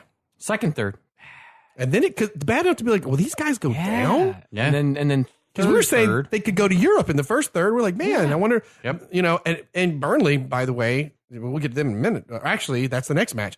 Speaking of West Brom at home against Burnley, you know, yes, they're 5 points away from Arsenal, but I could see Burnley catching up. This headline is brilliant, Ferris. Would you like to read it? No, you can read it. Oh, it's Burnley wins 2-1 over West Brom. And the headline. Wait, hold on, and before we go into that, man, an amazing not John Bard, Ashley Barnes goal in this game. Really, really good goal if you get a chance. And a goal by who else? Mr. Chris Wood. Okay, on to the headline. Stiff Wood points Pardue to the door. Yep. That way. See what happens here. Is it? Pardue's out. Did you think Pardue was going to be out, or they were just going to ride it out to the end of the season? I wasn't sure. I thought they were going to ride it out. That's what I thought. I was trying to do a little bit. I mean, the initial reports when it came out, I was reading it, and it was mutually agreed upon. He was like, "This sucks." Like Tony Poulis, why did you let him go? why? I know we've been over it on the pod. I mean, we're not, but West Brom, start preparing for the championship because but it's weird because they still got quality players on this team. Talking about, like you said, you know, you're excited for next year with Manchester United. I think Burnley should be excited. I mean, they've really shown they have a great coach. I think they're going to have an opportunity to pick up some other players. I don't know if they make the gap and squeeze into Europe over Arsenal, but what a great coach. Like, I think Burnley should have a good few years here. And obviously he's turned down approaches by other clubs. Yep. Do we think that Rondon stays with West Brom? No, if they go down, I think he's gone. He's going to get probably on a team that just comes up into the league, or will go somewhere mid-table because he's a very serviceable. He would be good at Swansea guy. City. He'd be good in like a Huddersfield or a Brighton Hove Albion. Yeah. I think he's going to end up having to bail, and I don't blame him. I would too. And I know statistically speaking, it's not the nail in the coffin, but it certainly feels that way for West Brom, as they sit at the bottom of the league with 20 points, and Stoke City with 27 above them, Southampton 28 above that, which means they need 9 points in the two clubs above them to do nothing. To lose everything. Yes, to lose everything, and them to get 9 points. I think that's just done at this point. You're just done. Out of what, 4 games left? So you know what? Yes, and that's what. That is actually, now that I say that out loud, that's why you get rid of Pardue. You're moving on to, maybe there's someone they think they can get now that's about next year. Yeah, and there is a kind of a smart thought of that. You get to audition the players that are there, and then going into the summer transfer, you figure out who you may have to sell. Right. And then it's that whoever that coach is that's going to lead you into next season is. And try to compete in the. So there's something to be said about that. I guess that does make sense if you've got your eyes on someone. However, if you don't, although, like I said, Pardue may have, I have no desire to be. Right. I'm not going to be your coach for next year, a league lower. I'm out. Right. Real quick before we go, Burnley, I don't know where they'd be without their upfront guys. 7 goals by Ashley Barnes this year, 8 by Chris Wood. Those are very good numbers. Got to hold on to those people for a pair. Yep. Yeah, very, very good numbers. So, but again, this is a club Burnley that can make a pitch to hold on to people because they look they're somebody that can maybe compete. And so they're. Yeah, I think they need a good, a very solid, creative midfielder, and they'll be way better next year. Which they had, and I believe he's been out on injury. Right. Stephen Defoe. When he's in the lineup, he is very, very good. But yeah, they could use a few more in there. Yeah. Moving on, West Ham at home wins 3-0 over Southampton. Man, Aronautovic owned this game. He was everywhere. This is what West Ham fans have expected from him since he signed. But it's to be pointed, West Ham only has 33 points at this juncture. This was a huge game, but my win gosh, for them. this is not what we thought they'd be. No, but this put them all up to 14th in the table. And after the last home game there, where there's fans on the pitch and stuff. Oh, they needed this. They needed this big time. They were booing the owner, and the owner has to leave. All those fans, they're still not happy with the owner, but Right. a win tends to kind of calm everybody's nerves down a little bit. 3 of those fans were banned from Premier League matches Good. for life. We knew Good. that was going to happen. That's Good. just dumb. Yeah, that was just rookie idiot move. Next up, speaking of another club that just sits in the middle comfortably, Everton at home loses, shocker, to Manchester City 3-1. We all knew that was I coming. mean, Clearly, City were more worried about So- Everton than they were Liverpool in the Champions League. is this our penultimate game for Man City? If they win their next one, they're champions? Yes. If they beat Manchester United this week, they clinch. Oh, Which It's a is 12:30 game awesome. on Big Oh. NBC. Where's it at? Is it at City or is it at? Oh, stand by, hold for sure. Because it's kind of cool either way. But If they do, hold on. if they do that at Man United, I don't think they will. I think Jose will batten down the. I think he'll. You want to bet a Moo Thunder that? He doesn't. I mean, I got a Moo Thunder left, buddy. It's at the Etihad. It is at Okay, the so end. it's at home for Man City. No, I'm not doing Move Thunder. I'm not that confident. It's an NBC game, It is gentlemen. an NBC game. We should pile in and I would love to, but I have to work. So Now, typical. I'll point this out. I need to work around like 2 or something, Ron. So, we could always meet somewhere and watch that just prior. It'd be rude if Saturday you don't. match, right? Yeah, Saturday match. 12:30. Oh, man. You don't want to bet a Moo Thunder? No, I don't. And the Omen's are already not off to a good start in this because I tell you this. Okay, so I have something to present to the pod. Okay, this is where the Omen's not the best right now. So I'm at work yesterday, the day before last, I don't know, and one of our coworkers was like, "Oh my gosh, I found this really cool Lego set of these soccer clubs at Toys R Us." She was shopping for her kid. And she goes, "Oh, Phil, who's a friend of the pod, I bought him this Arsenal Lego set." He goes, "And I saw a Manchester one there. Do you want that?" And I was like, "Oh, yeah, like that'd be great. If you pick it up, I'll pay you. I'll send you the cash." Like, that's great. She was so excited, and it's so nice. Come in today, go into the office, gives me the bag of Toys R Us, and here's what's in it. It's going to be a Manchester City thing. Damn right. A Manchester City buildable playmaker set. Amazing. Sergio Aguero, Claudio Bravo, and an official ref. Is that actual Lego? This is actual Legos. There was an Arsenal one? You build That's it. cool. There was an Arsenal one that That's Phil brilliant. got. It's 100 pieces. 100 playoffs. 100 piece 6 and up. I don't know if we're going to be able to handle this. This is the only Manchester City thing I'll let decorate it because I Right. know But I'm amazing. it was given to you as a The gift. official Manchester logo up there and all of that, really thank you. I still sent her the cash. I'm like, Did you "Oh, this ask is her if the cool." Arsenal one was on clearance? No, but it had a No, big sign that said Wenger out. I was waiting. Yes. Yeah, one of the Legos it's got like a Is little it supposed Finger out thing. So very, very nice. But brought the hiss back today, and That's awesome. yeah. So this is for the pod. Did We you can have you build told it her and fund thank it. you yet? Oh, absolutely, I did. And what happened was is Phil caught her beforehand and said, "Ooh, that's." He got a big laugh out of it. 'Cause he's like, "That's not the right Manchester So team." give it to him. So then we're walking down to my office, and I say, "Hey, come on in here. Walk into my office. Just look around at the stuff I have in my office. Notice the color differences, the different Manchester in here. That's the Manchester that I like and follow." But no, very, very sweet. Well, you can't and blame just- her because No, absolutely not. she's trying. Yeah, absolutely not. And very sweet. She just stopped and picked it up. So excited. And I still paid her and everything because it is Dude, kind of cool to have. And we'll put it in It's here. a cool day to be alive when in America you can buy A Premier Manchester League, City yeah. Lego set. Yeah. Of 100 pieces. What possibly could be in there? It's a lot of grass. It's a lot of grass. A lot of grass. A lot of grass. A lot of sap. It's a soccer field you build, and then you have these flags and you scoreboard up here. That's kind of cool. Is the scoreboard part of it? Yeah, I think. Where the hell else are you getting 100 pieces from? Well, the rest of the stadium doesn't look like it's a part. I don't of think it. the stadium's part. No, of it. I don't think the stadium's just cool. Yeah, no, but the score. I think That's this adorable all though. is- That's pretty cool. Yeah, pretty cool. That's amazing. That's awesome. I have a gift for the pod. Oh, you're re-gifting. that's what's happening.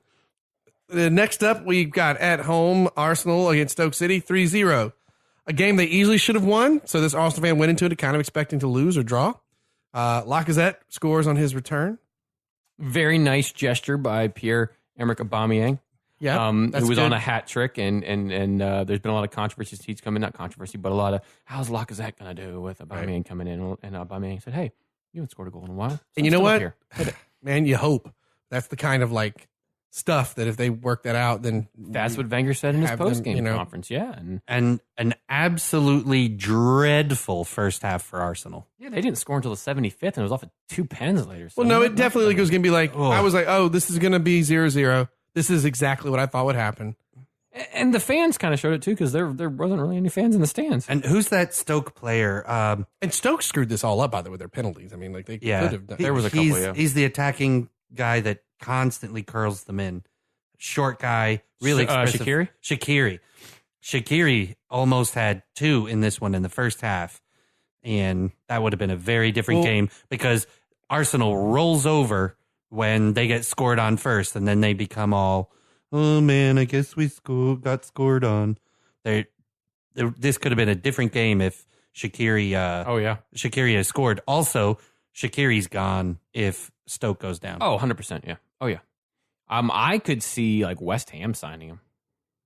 Well, and remember a couple of pods ago, I was actually talking about their next run of games were clubs like Stoke, for Arsenal, sorry. Arsenal, Like their next run of games were Stoke, their next one's Southampton, then Newcastle, then West Ham. That it was like whether he stays or not, Wenger, it really depends because these are teams that they should all beat. Well, but all teams that are hungry for wins in order to stay up. Right. So they do have to still be careful. Yeah. Then, of course, I feel like I've officially become an Arsenal fan when I truly am scared to death we will win the Europa League. No, you want to, though. No, Don't because be then afraid we of it, keep embrace him. it. No, Yes, but you go to the Champions League, which we you will guys want. keep Wenger. It'll be a flaccid start to the next content season. for next year's pod. And then they have to fire him, and it's a thing, and then they don't know what to do, and it's partway. It's a third through the season. They bring in like Thierry Henry, and that's like exciting because he's a star, but he's no coach, and then it all does. Dude, no. So Blake just said, I see the horror. Blake just said another flaccid start. Yeah. And all I could think about is That was intentional. The Arsenal logo with the cannon with the flaccid cannon barrel. Like Spaceballs, the shorts. If you take this pill, you too can. It's sad, but that's how you know. I feel like I was talking to an Arsenal fan last night I was working with, and I was like, I feel like I've really. Wait. There's 2 of you? Yeah, there's Yes. Hey, they actually had a tattoo of a. fun when we get to make fun of one person. They actually had That's what you guys are used to. an Arsenal. I'm equal opportunity. Exactly. You're welcome. They had an Arsenal cannon tattoo on their arm, which I thought was awesome. But I was like, I would think just I am cover it over with a Wenger out tattoo. truly an Arsenal fan when I am so scared we'll win the Europa League because it will not end. It won't end. At least he's only on a 2 years. That'd be the last year of it. Well, no, because they'll give him extension from there. They'll give him an extension. What are you kidding? I love it. You're telling me. Wenger forever. Wenger for life. Can we start that? Can we run a plane says because Wenger their for life? It's still who are they going to get? Well, who knows? There was an opportunity though just to think of what's happened in Man City. No, there was a window a few years ago when things were they could have just canned him and gotten Pep, and then boom, done. Pep's too smart for. I liked my headline though. Oh, sorry, I don't know what I So said. Pierre-Emerick Aubameyang scored, right? Pierre-Emerick emptying. Emptying? Did you watch the game? Yeah. There were more empty seats than there were butts Yes. in the seats. Well, the fans are trying to let the ownership know and the board know. I don't know that it matters. And wow, but it was brutal. the other part that was interesting was even less fans came back from halftime. Yeah, it was brutal. Which after the first half, Well, you can't blame them. But in the first Right. half, 0. Yeah, you're like, this is ridiculous. We're going to lose or draw. Not win, lose, or draw. That was a fun game. We're going to lose or draw. That was a good game show. Yeah. Win, lose, or draw. It's a bike. It's a bike. It's a bike. It's a bike. It's a bike. It wasn't right the first 12 times you said it. I do like the addition of Pierre-Emerick Aubameyang, though. In all seriousness, yeah, you got to get somebody in the defensive. It's a shame. It's a shame they didn't do it at the four. beginning of the year instead of paying some. It's so dumb, dude. You got to get that alone. It's still crazy that Bellerin is your hardest worker. Hey, look, haircut. Short Kylo Ren works hard, dude. He does. I'm not making fun of him. I'm making fun of Ozil for basically doing absolutely nothing. Didn't they kind of make fun of each other on Twitter? There was something between the two of them, like. But seriously, Bellerin at this point with his hair now, I'm like, you look like short Kylo Ren. It's totally what you like. It happens. Yeah. But he's the hardest worker on your team right now. Oh, he always has been. Now, sometimes he works too hard. By that, I mean, it's great that you can run up the side and do those crosses, but you shouldn't do that expensive counters that continue to happen. Yeah, you should also play some defense. Just play a little defense. You should probably. Yeah, we don't have a good enough defense for you to keep leaving the boys in the back alone. Right. You don't have a good enough offense to do that. See, I disagree. I think if you did have the defense pieces back there, but right now no one is scared of not scoring on Arsenal. So you know what I mean? Like it. Yeah, but your offense is not really that great. They have not been performing well. So no one is much like you. We have all talked about some of the other teams, especially Chelsea. People are not afraid of Arsenal. To me, the straw on the Arsene Wenger back is Oxlade-Chamberlain. The Ox, who several Arsenal fans like, take him, Liverpool. The fact that he goes there and plays so much better for Klopp says a lot about the situation in Arsenal to me. That he goes there and he becomes a very strong, viable part of a Liverpool team quickly. And quickly gets better under a coach that clearly inspires him. To me, that says it all. Of all the things, that speaks volumes to me. Do you think it's solely coach, or do you think it's coach style of play? I think it's a little bit combo. It's a combo. Yeah, I think it's but definitely certainly there's no. I don't know, across the team. I don't see anyone. Yeah, it's real easy to see people going, I did it for Klopp, because just look at it. You can see it, like the bear hugs and everything else. It ain't happening in Arsenal. They did it for Conte. Yeah, like he was so passionate. It's he's a passion man. It's a passion on that sideline. There hasn't been passion in Arsenal for a couple of years. No. Other than the passion of... Since moving to the Emirates, I would say. Other than the passion of get Wenger the F out. Did we cast Wenger in our Premier League Bond films yet? Is he like M? Like the M who's like not great? No, he wouldn't be an M. No, he'd be like the Bond... He'd be like 006. I was thinking he'd be like... James Bond's driver who gets capped in the beginning of the film. Is he Q like in the old films when Q was older? No, because Q was still smart. No, but Q wasn't cool. They made him cool in the newer Bonds. Yeah, he wasn't cool. I don't know. I always loved cool. Q. Yeah, everybody loved Q. He was a doddering old dude. I think Wenger plays the role we never saw and get introduced to, which is the guy that like picks out all of Bond's suits. dude can like he's been in French GQ a few times. Manservant. Yeah. I'd probably, yeah. I still think he's the Bentley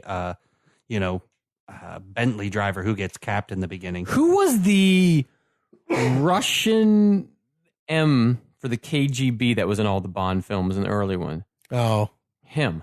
That to me is Wenger. So you make him the French like head of Secret Service, the French M, which in French is pronounced M.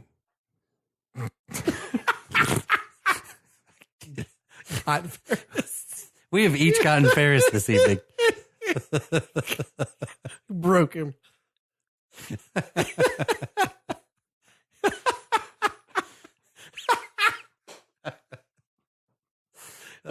Just destroyed him. It's so great. Every time we know when we've broken him, when his shoulders start doing this deal, shuddering up and down. Haven't you ever heard the French alphabet? Stupid. Look. Well, you got to do the French face, the Wenger like face. It's not right. I wasn't prepared for that. How do we end up talking about Arsenal so much on this damn pod sometimes? Whatever. You just said, no, don't fire him. I want content for next year's pod. You could have ended this. It's. I was just going to let it roll on by. Screw that. I keep poking the bear a little bit here. No, but in all seriousness, it comes out of it's such a. So Conte's having issues clearly with like Chelsea's ownership, and so would you take Mourinho tomorrow? This is a thing where something from the highs and it's something that is disappearing in professional sports in general. Like when Beeman stepped down from Virginia Tech and the NCAA football, it was like, man, he might be one of the last like long-term coaches for a while. Oh yeah, and the side that's just sad is the way sports moves. Despite a stellar career there, you're probably never going to see in the Premier League someone stick around like this again. Yeah, I don't think you're going to find very many dynasty coaches. No, and if they do, you look at some of the best in the past number of years. Pep went from Barca, where he was a dynasty-esque coach, but then went to Bayern, and then went. Where I see that happening for the Premier League would be take a team like if Bournemouth managed to just keep making great Premier League money and living somewhere in the middle for years, I could see that House staying there for a long time. You know what I mean? Yeah. Sam Dyche. Right. Tony Pulis was, there for a long time at West Brom, but actually being a super successful, like a Pep Guardiola, I think he stands the ability to, if he coaches for the next few years, to go for a Premiership title or two. The rate he's at. He won't be there 15 years from now. 10 years from now. That's just not going to happen. So I think that's why it comes up too. There is sort of this weird train wreck fascination of seeing the end of an era in sports in general. That's all gone. In the NFL, good gosh, like you can't even make it. Yeah, you make it 2 seasons, you're doing good. Well, yeah. And the first season, you got to like the or you got to the friggin' Super Bowl. You're canned the next year when you can't break 500. I think to be honest, Belichick is probably one of the last long-standing coach types.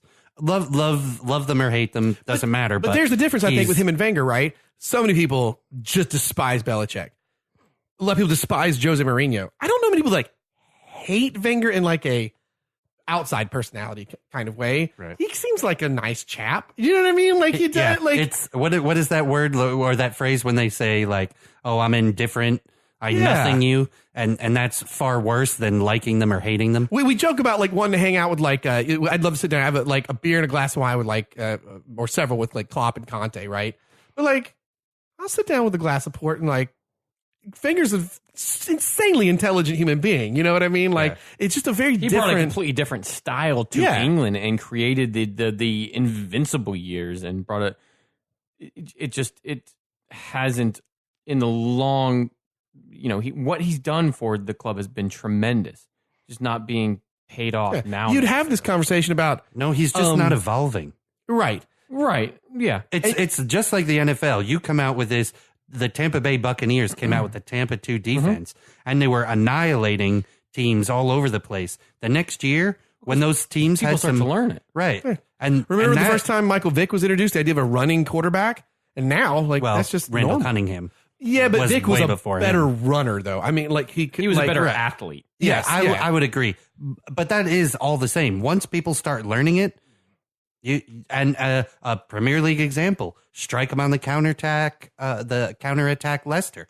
Leicester won the championship on that amazing set of counter. And you can even go Chelsea with the back three last year. Yeah, the teams learned that a lot this year. They weren't able to do that. As soon as someone figures it out, and then unlocks you, and it's over. Last year, the whole conversation was, what's going to happen to Pep? Is Pep going to really learn how to coach in the Premier League? And there was a big question mark about it. Like they were like, he's got all this talent. Why isn't he just owning it? Well, but his style. But then he did make some adjustments. His style is one that still has stayed same, but he's always had the players to do it with. Yeah. And well, that's also part of his genius. Is that he and the front office for Man City have been. Well, he went somewhere that he knew that would spend the cash to get the players that's that he needs. That's a fad of talking about. I'm done with. Jose's guilty of like, all these clubs spend so much money. It's ridiculous. Wenger, all this money spent. No, everybody now in this top six has spent so much money. Yeah. That shut up with that. Like, that's just the way it is now. Those three are kind of the only ones that have necessarily won anything. Jose's won a bunch. Pep's won a bunch. And Wenger has won a bunch of FA Cups. He won a Premier League title. I mean, he's won a ton. Yes, but we weren't, I mean, We're just talking in the three that weren't necessarily, I don't know if. But it's a very different situation too, right? The Wenger out situation it's clear, it seems, the board lets Wenger do what it wants to do. Conte's problem seems clear, and I'd say maybe even Mourinho before that. The ownership and the coach do not get along well at Chelsea, it seems. They are not letting Conte do what he wants to do. But a lot of people don't get along with the ownership at Chelsea. Right, but that's what makes Arsenal very different. They get along the first year. He gets to do what he wants. After that, it's all... Right. So Wenger, that's the other interesting thing, is this is a coach that really actually is... What? The Russians. The Russian oligarchs. He gets to do what he wants. And that's another rare thing. Well, he doesn't do what he wants, right? But that's on the basis that he's got him in the Champions League for the past a number of years. Forget about 2 years in a row. Does the board change their mind? And forget about trophies. This is the downside. If three of us are sitting on the board going, God, I wish we could win a championship.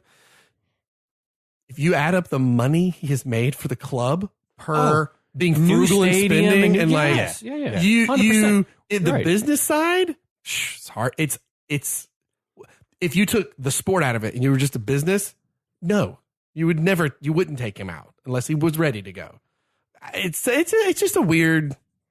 It's such a weird instinct. And, we kept bringing up the NFL as an example. That's a bad example because that's revenue sharing in the States. That's not revenue sharing in Europe, So in Europe. Well, we brought up the NFL to really talk about the dynasty of coaches. Right, the dynasty of coaching. Sure, but like what Wenger did is set out to be frugal. The club made money. Not only did you know what I mean? Like they made not a thing that money NFL off of thinks his about. style of play that he brought in at the time. Right. And he's still continuing to try to do that. And as long as they do that and as long as they make the Champions League, I think the board is going, hey, we're still going to make some cash. There's just strange things 2 like 2 years in a row, say they don't win the Europa League and they end in sixth. That's 2 years in a row they're now playing in the Europa League. Is the board going to be on board with when he finally got pushed into spending in the sense that earlier before the season started, well, he had the opportunity for Aubameyang, but they wanted whatever, just a bit more. And he's, no, we'll never spend it. And instead, in the January, they pay way more than they would have. Panic bought as well. Sure, but like he was bullied into buying people. And I don't think bullied by the board as much as people going, dude, everybody's dropping this change. If we are going to compete, it's just how it is. It's why Burnley at 7th is the most remarkable club in that top 10 to me, because they can't do that. And they're being very competitive up there, That's also why people liked Loyola in the NCAA championship. They want the smaller team to Did you guys watch the game, though? No. So I think, Ron, you had mentioned it was on. I was chatting. I was like, oh, right. So I cut that on. They're playing Michigan. Yeah. And sure enough, they're up by 11 points. I looked at my wife and I was like, you know what?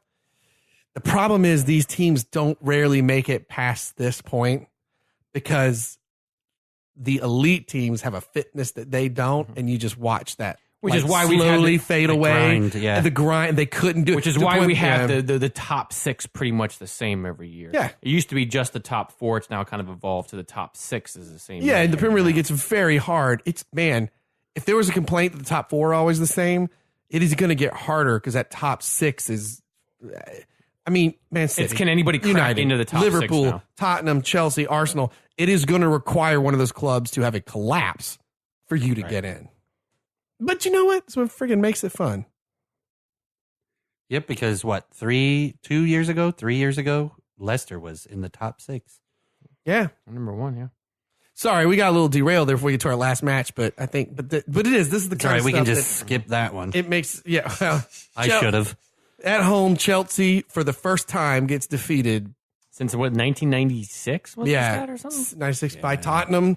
The bridge. Dude, you can't even feel bad, though. Tottenham was just firing on all cylinders. In the second half, they were. Yes. Yeah, second half. The first half. Tail end of the first half. 3-1.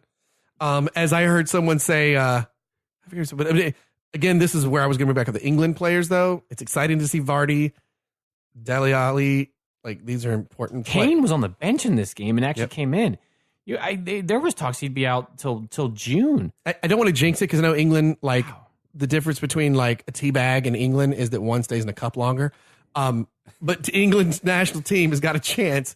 They got a strong chance to be really competitive at the World Cup. Certainly hope so. We'll see. The last as long as Kane stays fit, I think is going to be huge. They had a pretty solid squad, and that was a mess. Yeah.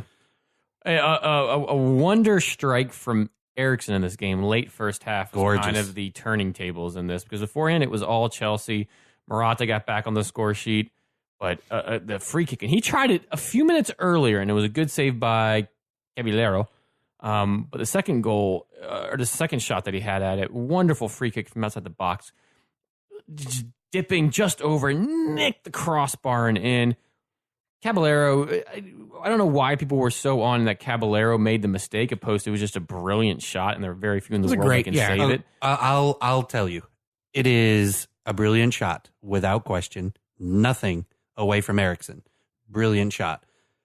But Caballero made the mistake of thinking that's just going over. Every other goalkeeper in the world still cover it. Jumps for that shot. Yes. You can jump for it where he was. You're still not getting the ball. No. Hold on. Wait. Yeah. And you're totally wrong on this. And the reason you are is because you are going to let that shot score if you don't even try to save it. But if you try to save it, you at least have the chance to save it. You have the chance, but it doesn't mean you're going to save it. Yeah, but that's what... But he didn't even go up for it. But what I'm saying is he could have tried to go for it, and it still would have gone in. The only thing he could have done was planted himself on that line, which would have been terrible positioning, and stood up and touched the crossbar. That's the only way he's stopping that ball from going in. It doesn't matter. It is a brilliant strike. You are the goalkeeper. You go for every shot that's close. And when you don't try, even more, because he's not stopping it. There's no. You still go for it. There's no goalie in the world. Earlier in the shot, or earlier in the game, he had a whistling shot coming past him, and he saved it with one hand. One hand. But you're thinking that he jumps, he gives him the chance to. Yes, he gives him the chance to. I'm saying there's no way he gets it. Even if he gets up there and jumps, that shot. The way that thing if you want went the up fans, in the air and dipped in. So then, but if you want the fans to turn against you, don't try. Which is what happened. Then the next time you play soccer, only go for the ball that you can get and see what you come up with. He didn't not try. But what I'm saying is he could have tried it. He still wouldn't have got it because it was that good of a shot. He did not try. The only thing he could have done is walk his happy ass back to the line, stand up and touch the crossbar, because that's the only way he's stopping that ball from him. He sat. He didn't even put an arm up. He did nothing. He was a little too far out, and he tried to come back. So don't try? He's not stopping that regardless. Be in the highest. So are you telling Gigi Buffon should have tried against Ronaldo? He did try. No, he didn't. He stood there. No, not for the bicycle. No, he didn't. He just stood there. No. So go back and watch. He did not just stand there. Yes, he did. I just saw it. On the bicycle kick, Gigi Buffon stood there and watched the ball go by because there's nothing he could do about that. But that ball also was very far away from him. Because he was in run and play, Gigi was over. Because the ball was a high. Look at the goalie's positioning. Every goalie is going to be further out. The way that ball comes in, it curls downwards. So yes, he could have gone for it, but he's not getting that ball. Hey, Maybe he doesn't. But you know what? He certainly isn't going to get it. Hey, if he nice doesn't try, fella. It's still a brilliant kick. You know what would have lumbered forward? It is still a brilliant kick. Yeah, but go for it. I don't know why Caballero is getting so much slack opposed to what we should be focusing our attention on is the wonderful free kick that Eriksson scored. I did say that it was brilliant. I took nothing away from him. Then stop right there. Caballero has to go for the ball. He's got to go for it. You are the keeper. You have to go for the ball. You're going to miss Gigi Buffon that against Ronaldo. There are some things that you get planted to. In this case, he didn't get planted to, but you go for it and you're like, there ain't no way in hell I'm getting that. It's not like he stood there. He did go for it. If you were in the NASL, I get it. You're in the Premier League. You go for it. No, I think it's opposite especially of that. in a game. It's opposite of that because in the NASL you're trying to get a job and you're trying to. No, here you're going. There are brilliant players that just kick amazing balls and have amazing shots that are so. This is the top of the game here, and the way Eriksson kicked that ball and put that ball into the net is you could be anybody. You're not stopping that ball. It curls over the goalie and gets in only because it slightly nicked the crossbar. Any higher, that ball's bouncing out. You think he's going to be the goalkeeper for next year? No. I don't He's either. not even their main goalkeeper. He's the freaking backup. Yeah, it's Courtois. You know what? So no, I don't. But I'm not. But If the dude doesn't go for it, you stay on the bench. But they're not going. But oh my gosh. But they're not going into training going. Conte was like, you see, this is why you stay on bench. Well, and Conte goes, you see, that's why I'm out. Because he's not staying this. He's going after this year. Yeah, I agree. He's back to Italy. Good for him. That's where he should go. I think. Italy's not in the World Cup, though. Come to America. We need a coach. Yeah, fix our U.S. team. Come to national America. team. Come on over, Conte. Put us in the back three. Kick some ass. And with his passion, he'd be jumping into the stands at Lambeau.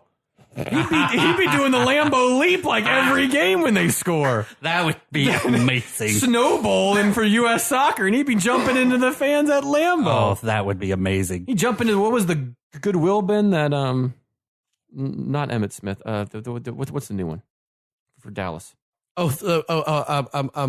Ezekiel Elliott. He jumped in the Salvation Army. That's content. I love it. Emmitt Smith, the new one. As if they have not had a running back since Emmitt Smith. They really haven't. That's been this good. Actually, now that I say that out loud, Exactly. that's actually not too far off, to be honest. That's the entire state of Texas turning off our podcast right now. No, I don't know. They know. There was no. No, that was a compliment, actually, because it is Ezekiel Elliott. Does his mom still, Emmitt Smith, run the sports store in Florida? She did for the last time. Remember? You know what I'm saying? Yeah. All right, that was a random. But I do agree. Conte's out at the end of the season. There you go. Of his, they won't even fire him. I think he'd quit first, unless there's some. I think it's going to be a conscious uncoupling. Do you think Chelsea's got a shot to try to get in the top four for the seas's out? No. Hey, buddy, just said join us in the Europa League. No, Not after this game. We're going to have some fun together in the Europa League playing against. We're going to have a great time, dude. Two London clubs in the Europa League. What if we end up in the championship game of the Europa League? There you go. Unless the only upside to Arsenal winning the Europa League would be if Chelsea's left in the Europa League and Arsenal somehow in the championship. The only Champions League. upside of Chelsea making into the Europa League was the guy that Ron and I watched the game at the bar with, who was a little bit behind. Oh, right. You guys were watching brilliant. the Chelsea. That's the real highlight of the Chelsea and Tottenham match. So to set the scene, Ferris and I go down to a very popular Irish soccer bar. A great one, and actually. It's brilliant. And we are sitting there. There's like downtown Orlando, the Harp and Celt on Magnolia. Awesome. You get a chance old time to go. furniture in there. We're Scotch eggs. Oh, and this guy was brilliant. He was a Chelsea fan, and he kept going, "Come on, Chelsea!" From Come London, on. that London Brilliant. accent. And he came out with some of the best one-liners. Did you write them down? I only Ferris? took a few of them, okay? This is like 4 out of the several that he was tossing out, all right? He was throwing around the words tosser and dazer and just a classic good. Brilliant. So he's a tall geezer. And he was talking to Murata or somebody and just back there, just. Geezer's a great word. Going down like a granny picking up her knickers. There was a foul in the box, and he went down so easy, and it was like a granny going down picking up her knickers. That is hysterical. We were peeing our pants laughing. It was hard to. Or it was like the way he fell was kind of in like slow motion, and it was brilliant. Ron, do you want to do the second one there? The second one. Oh, this was Ron's favorite. So we talk about players' hair all the time and how, different it is. And he said a particular player's hair was on screen at the time. And he said, I got a toilet bowl cleaner that looks just like that. Freaking brilliant. Because I automatically looked back at that guy's hair and was like, oh, that's funny. Because it kind of does look like that. Looks like a toilet it bowl was cleaner. absolutely hysterical. If you're ever visiting down to, take your holidays in Orlando, the Harp and Celt's a great place to catch a match. Irish family actually runs the joint. Okay. Just brilliant. The last one I got to chuckle at it because Sunday was Easter, right?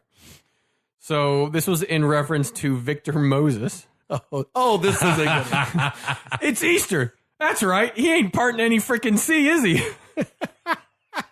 Nothing to do with Easter, but it's just Ferris and I were laughing and looking at each other like, That has nothing to do with Easter. Let my people still go. Hysterical nonetheless. Should have said, sir, what are you doing on a Wednesday night? Just come be on our show. It was absolutely hysterical. Oh, he had some good ones. I just tried to get him down real fast, and every now and again, Ron would look over and be like, "Did you get that one down?" I'm like, I'm trying to remember what he said. He had so many that was we couldn't write down. But he was a supportive, passionate fan. He wasn't rude. He wasn't mean, because there was Tottenham fans there as well, and he didn't throw out obscenities all the time. Yeah, there were a few here and there, but they were all in good jest, and it was awesome. That part made it a very enjoyable match. It was fun. Awesome. He's a tall geezer. Well, I think that wraps us up. This beer was good, dude. Yeah, It good was. choice. Again, the Maharaja from Avery Brewing. Dang, that was good. Follow us on Untapped. Follow us on Twitter at Brewtiful Game. Go to the website, thebrutifulgame.com, which will also link you to Twitter, to our Facebook, as well as our Stitcher, where you can listen to the show, as well as our Apple Podcast, listen to the show. Spotify now. We're up on Spotify. If you could please leave us a review on Apple Podcast or iTunes, it'd be great. It helps us out a ton. You can also listen to us if you go on Twitter and follow us, at All In Sports Talk. It's a great 24-hour soccer network, basically, that you can go on and stream and be introduced not only to us, but several other awesome sports or soccer shows, I should say, that play throughout the day. I think that's got us. One of these days, I'll write this down so I forget. I quit asking you guys that. That's more fun just to do when I'm done, because I usually actually get them all out, but then I second guess myself. I don't know what that says about me, but I've said it. Oh, he's a weird geezer. He's a weird geezer. We're werewolves, He ain't. not swearwolves. That's so brilliant. God, go look up, go watch that movie. Oh, go watch what we do in the shows. And Ferris and I were chatting today because there's some cool documentaries concerning this soccer that are on Netflix now. So we might take a look at some of them. We might we'll talk to the social media in our next couple episodes. We might mention some to say go give a watch on one of our next shows. So the following show, we might sit down and talk a little bit about some of those documentaries, some of those movies on Netflix. Because there's some cool stuff that's popping up over there right now to watch out. Yep, Icarus. Yeah. Oh, that's Icarus is a good one. Non-soccer related, but very, very There's a couple interesting, specific software ones that have dropped lately. There's a class of 92 out of their league, and that's about the class of 92 Manchester United team buying a smaller club team. There's a good Juventus one out there right now, and there's a few others. So, some cool stuff. So we'll do a little checking some of those out and come back and talking about those. I think that wraps us up, gents. Here we go. Lift those glasses. Love the beer. Cherish the game. The Brewtiful Game. You still go for that damn ball. He's a tall geezer.